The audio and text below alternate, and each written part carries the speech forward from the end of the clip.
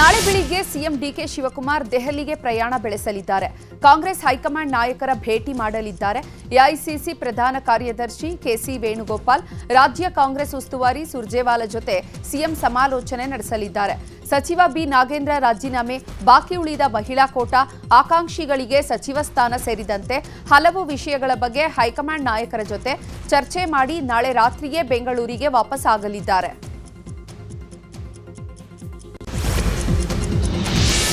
ವಾಲ್ಮೀಕಿ ಹಗರಣ ಸಂಬಂಧ ಸಚಿವ ನಾಗೇಂದ್ರ ರಾಜೀನಾಮೆ ನೀಡಲೇಬೇಕೆಂಬ ಬಿಜೆಪಿ ಪಟ್ಟು ಹಿಡಿದಿದೆ. ಇದರ ಬೆನ್ನಲ್ಲೇ ಸಚಿವ ನಾಗೇಂದ್ರ ರಾಜೀನಾಮೆ ಖಚಿತ ಎನ್ನಲಾಗಿದೆ. ವಿಪಕ್ಷಗಳ ಹೋರಾಟಕ್ಕೆ ಮಣಿದ ಸಚಿವ ನಾಗೇಂದ್ರ ನಾಳೆ ಸಂಜೆಯೊಳಗೆ ರಾಜೀನಾಮೆ ನೀಡುವುದು ಫಿಕ್ಸ್ ಎನ್ನಲಾಗಿದೆ. ನಾಳೆ ಹೈಕಮಾಂಡ್ ಭೇಟಿಗೆ ಸಿಎಂ ತೆರಳುತ್ತಿರುವ ಹಿನ್ನೆಲೆ ಸಂಜೆ ಅಥವಾ ರಾತ್ರಿ ಸಚಿವ ನಾಗೇಂದ್ರ ಸಿಎಂ ಭೇಟಿ ಮಾಡಲಿದ್ದಾರೆ.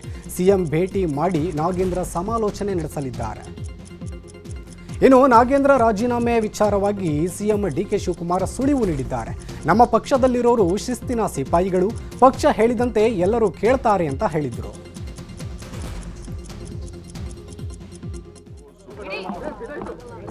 ನಮ್ಮ ಪಕ್ಷದಲ್ಲಿ ಯಾರು ಶಾಸಕ ಇರ್ಬೋದು, ಮಂತ್ರಿ ಇರ್ಬೋದು, ಎಲ್ಲರೂ ಕೂಡ ಪಕ್ಷದ ಶಿಸ್ತಿನ ಸಿಪಾಯಿಗಳು. All those who are in the party, either is a worker or a MLA or a minister, all of them are very disciplined soldier of the party. That is what I can say. ನಮ್ಮ ಪಕ್ಷದಲ್ಲಿ ಯಾರು ಶಾಸಕ ಇರ್ಬೋದು, ಮಂತ್ರಿ ಇರ್ಬೋದು, ಎಲ್ಲರೂ ಕೂಡ ಪಕ್ಷದ ಶಿಸ್ತಿನ ಸಿಪಾಯಿಗಳು. ಸಚಿವ ನಾಗೇಂದ್ರ ರಾಜೀನಾಮೆ ವಿಚಾರ ಕುರಿತು ಬೆಂಗಳೂರಿನಲ್ಲಿ ಸಚಿವ ಸತೀಶ್ ಜಾರಕಿಹೊಳಿ ರಿಯಾಕ್ಟ್ ಮಾಡಿದ್ದಾರೆ.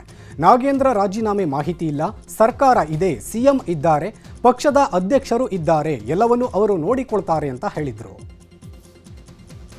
ಮಾಡ್ತಾರೆ ಇಲ್ಲ, ಅದ್ರ ಬಗ್ಗೆ ಸರ್ಕಾರ ಇದೆ, ಸಿಎಂ ಇದ್ದಾರೆ, ಅಧ್ಯಕ್ಷ ಇದ್ದಾರೆ, ವರಿಷ್ಠ ಇದ್ದಾರೆ, ಅವ್ರ ಹತ್ರ ಬಗ್ಗೆ ನೋಡ್ತಾರೆ. ನಾವೇ ಅದ್ರ ಬಗ್ಗೆ ಹೇಳೋದು ಅವಶ್ಯಕತೆ ಇಲ್ಲ. ಅವ್ರು ಇದ್ದಾರೆ, ಸ್ವಾಭಾವಿಕ. ಅದೇನೇ ಒಬ್ಬರ ಮೇಲೆ ಆರೋಪ ಮಾಡೋದಂತ ರಾಜಕೀಯದಲ್ಲಿ ಸ್ವಾಭಾವಿಕ. ಮಾಡ್ತಾರೆ, ಲಾಭ ಪಡ್ಲಿಕ್ಕೆ ನೀಡಿದ ಪ್ರಯತ್ನ ಮಾಡ್ತಾರೆ. ಲಾಸ್ಟ್ ಟೈಮ್ ನಾವು ಕೊನೆಗಳಿಗೆ ನಾವು ಲಾಭ ಪಡೆದಿದ್ದೀವಿ, ಅದನ್ನೇ ಅವರು ಅನುಸರಿಸ್ತಾರೆ.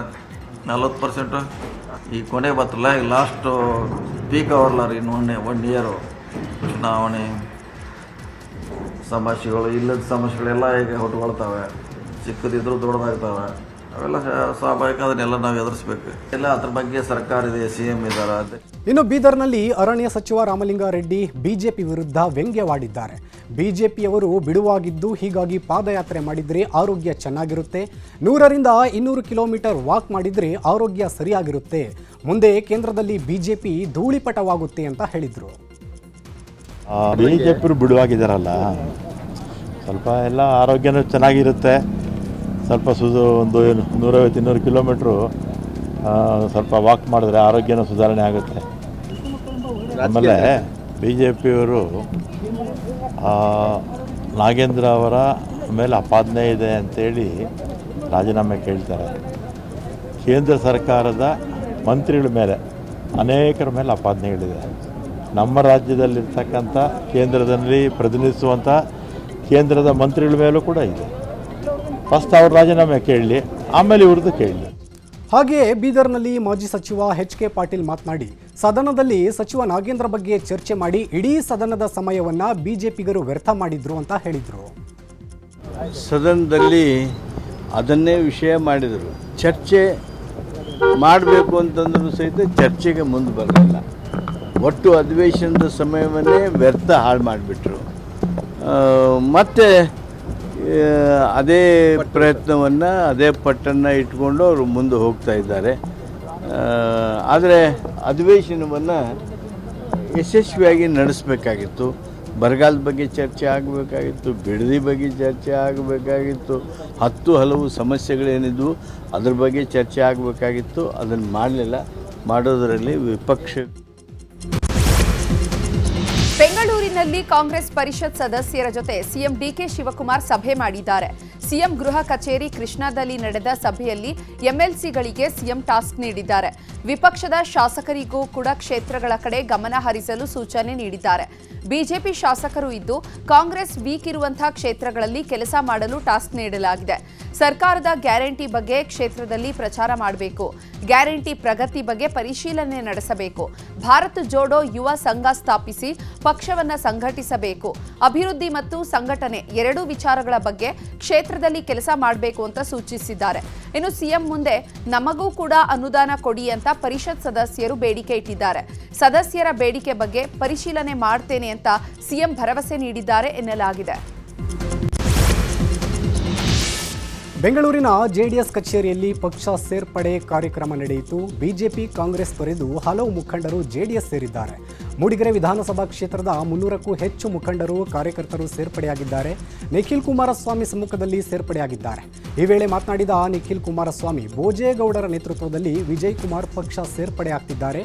ಅವರ ಜೊತೆ 500 ಕಾರ್ಯಕರ್ತರು ಪಕ್ಷ ಸೇರ್ಪಡೆಯಾಗ್ತಿದ್ದಾರೆ ಅಂತ ಹೇಳಿದರು. ಮೂಡಿಗೆರೆ ವಿಧಾನಸಭಾ ಕ್ಷೇತ್ರ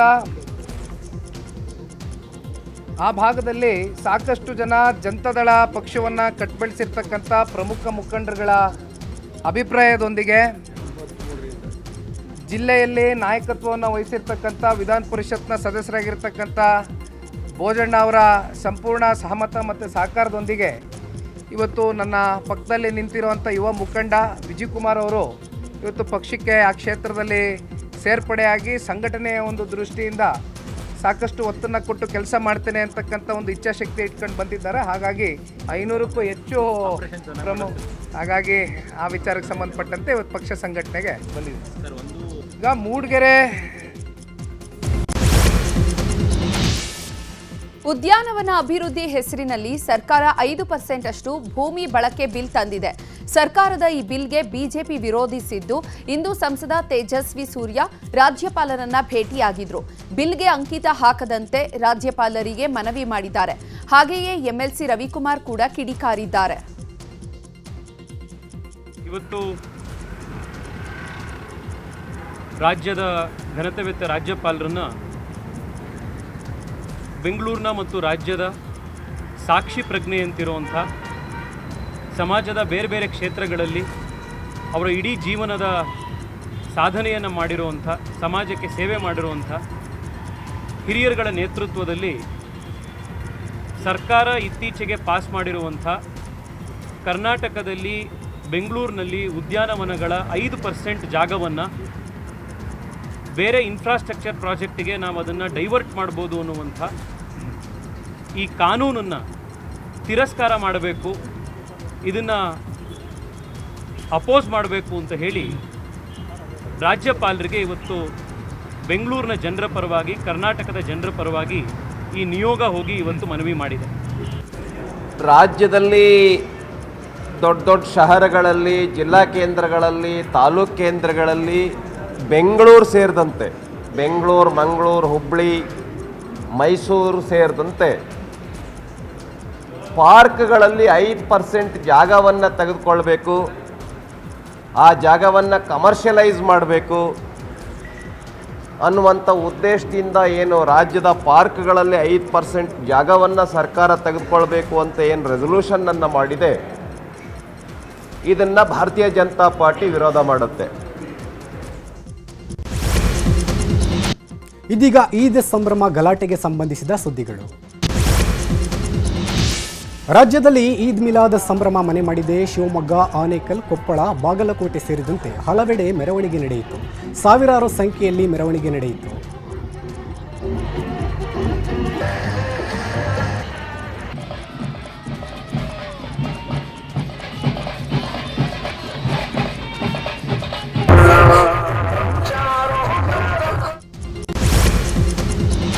ಬೆಂಗಳೂರಿನಲ್ಲಿ ಈದ್ ಮಿಲಾದ್ ಮೆರವಣಿಗೆಯ ವೇಳೆ ಗಲಾಟೆಯಾಗಿದೆ. ಬಸವನಗುಡಿಯ ಕೆಆರ್ ರಸ್ತೆಯಲ್ಲಿನ ಪುನೀತ್ ಕೆರೆಹಳ್ಳಿ ಕಚೇರಿ ಮುಂಭಾಗ 2 ಗುಂಪುಗಳ ಮಧ್ಯೆ ಗಲಾಟೆ ನಡೆದಿದೆ. ಮುರಳಿ ಎಂಬ ಯುವಕನ ಮೇಲೆ ಹಲ್ಲೆ ಮಾಡಲಾಗಿದೆ. ಗಲಾಟೆ ಹಲ್ಲೆಯನ್ನು ಖಂಡಿಸಿ ಪುನೀತ್ ಕೆರೆಹಳ್ಳಿ ಪ್ರತಿಭಟನೆ ನಡೆಸಿದ್ರು.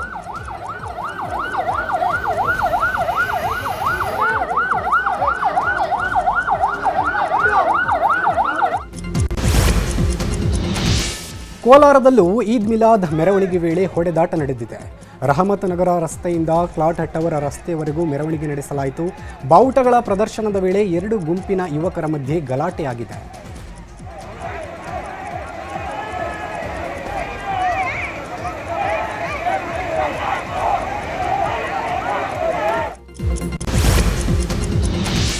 ಮಿಲಾದ್ ಹಬ್ಬದ ಸಂಭ್ರಮದ ನಡುವೆ ಎರಡು ಗುಂಪುಗಳ ನಡುವೆ ಗಲಾಟೆ ನಡೆದಿದೆ.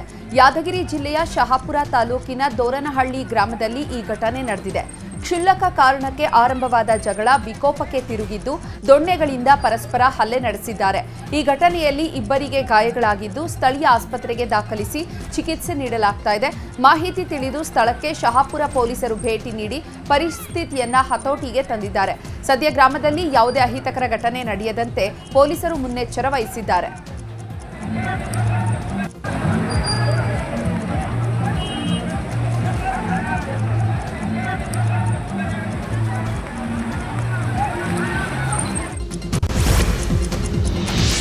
ಉತ್ತರ ಕನ್ನಡ ಜಿಲ್ಲೆಯ ಅಂಕೋಲಾ ಪಟ್ಟಣದಲ್ಲಿ ನಡೆದ ಈದ್ ಮಿಲಾದ್ ಮೆರವಣಿಗೆಯಲ್ಲಿ ಪ್ಯಾಲೆಸ್ತೈನ್ ಧ್ವಜ ಹಾರಿಸಿದ ಘಟನೆ ನಡೆದಿದೆ.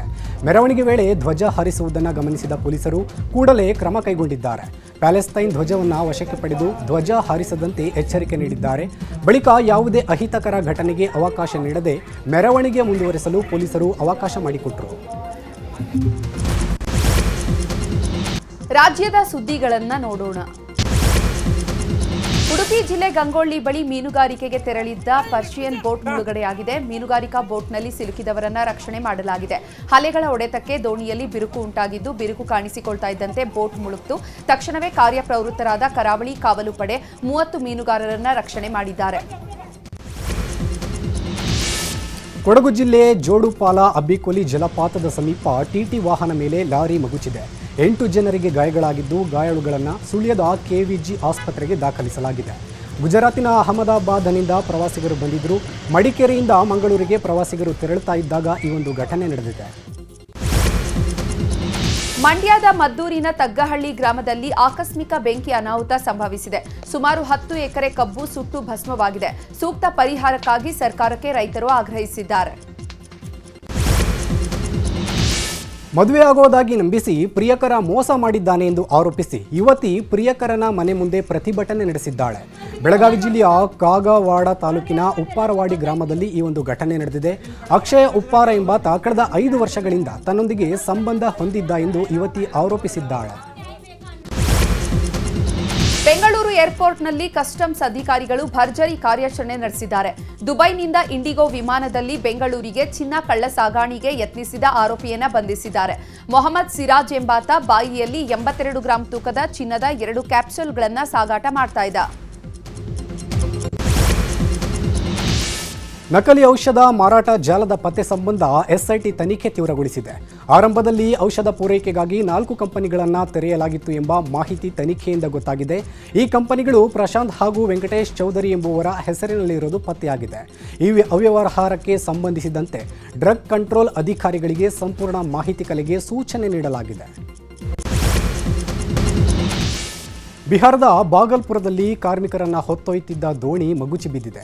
ದೋಣಿಯಲ್ಲಿದ್ದ 21 ಜನರನ್ನು ಸುರಕ್ಷಿತವಾಗಿ ರಕ್ಷಣೆ ಮಾಡಲಾಗಿದೆ. ಓರ್ವ ವ್ಯಕ್ತಿ ಕೊಚ್ಚಿ ಹೋಗಿದ್ದು ಆತನಿಗಾಗಿ ಹುಡುಕಾಟ ನಡೆಯುತ್ತಿದೆ. ನಾಳೆ ರಾಷ್ಟ್ರೀಯ ಕ್ರೀಡಾ ದಿನಾಚರಣೆಯ ಹಿನ್ನೆಲೆ ಪ್ರಧಾನಿ ಮೋದಿ ಖೇಲೋ ಇಂಡಿಯಾ ಸಂವಾದ ನಡೆಸಲಿದ್ದಾರೆ. ಬೆಳಿಗ್ಗೆ 10:30ಕ್ಕೆ ವಿಡಿಯೋ ಕಾನ್ಫರೆನ್ಸ್ ಮೂಲಕ ಯುವ ಜನರೊಂದಿಗೆ ಸಂವಾದ ನಡೆಸಲಿದ್ದಾರೆ. ಕ್ರೀಡೆ, ಯುವ ನೇತೃತ್ವ ಮತ್ತು ನಾಗರಿಕ ಭಾಗವಹಿಸುವಿಕೆಯನ್ನ ಕೇಂದ್ರವಾಗಿಟ್ಟುಕೊಂಡು ಈ ಕಾರ್ಯಕ್ರಮ ಆಯೋಜಿಸಲಾಗಿದೆ. ಕೇರಳದಲ್ಲಿ 10 ದಿನಗಳ ಓಣಂ ಹಬ್ಬ ನಡೆಯುತ್ತಾ ಇದೆ. ತಿರುವೋಣಂ ಅಂಗವಾಗಿ ಗುರುವಾಯೂರು ದೇವಾಲಯದಲ್ಲಿ ಭಕ್ತರ ದಂಡೆ ಹರಿದು ಬಂದಿದೆ. ದೆಹಲಿಯ ಕಂಟೋನ್ಮೆಂಟ್ ಪ್ರದೇಶದಲ್ಲಿ ಟ್ರಕ್ ಮತ್ತು ಡಿಟಿಸಿ ವಾಹನ ಭೀಕರ ಅಪಘಾತವಾಗಿದೆ. ಬಸ್ ಜಖಂಗೊಂಡಿದ್ದು ಯಾವುದೇ ಪ್ರಾಣಹಾನಿಯಾಗಿಲ್ಲ. ಇದೀಗ ವಿದೇಶದ ಸುದ್ದಿಗಳನ್ನು ನೋಡ್ತಾ ಹೋಗೋಣ. ರಷ್ಯಾದ ಅಮೂರ್ ಪ್ರದೇಶದಲ್ಲಿರುವ ಗ್ಯಾಸ್ ಕೆಮಿಕಲ್ ಕಾಂಪ್ಲೆಕ್ಸ್ನಲ್ಲಿ ಭಾರೀ ಅಗ್ನಿ ಅವಘಡ ಸಂಭವಿಸಿದೆ. ಘಟನೆಯಲ್ಲಿ 7 ಮಂದಿ ಮೃತಪಟ್ಟಿದ್ದು 152 ಮಂದಿ ಗಾಯಗೊಂಡಿದ್ದಾರೆ. ಇದ್ದಕ್ಕಿದ್ದಂತೆ ಬೆಂಕಿ ಕಾಣಿಸಿಕೊಂಡಿದ್ದು ಪ್ಲಾಂಟ್ ದಗದಗಿಸಿದೆ.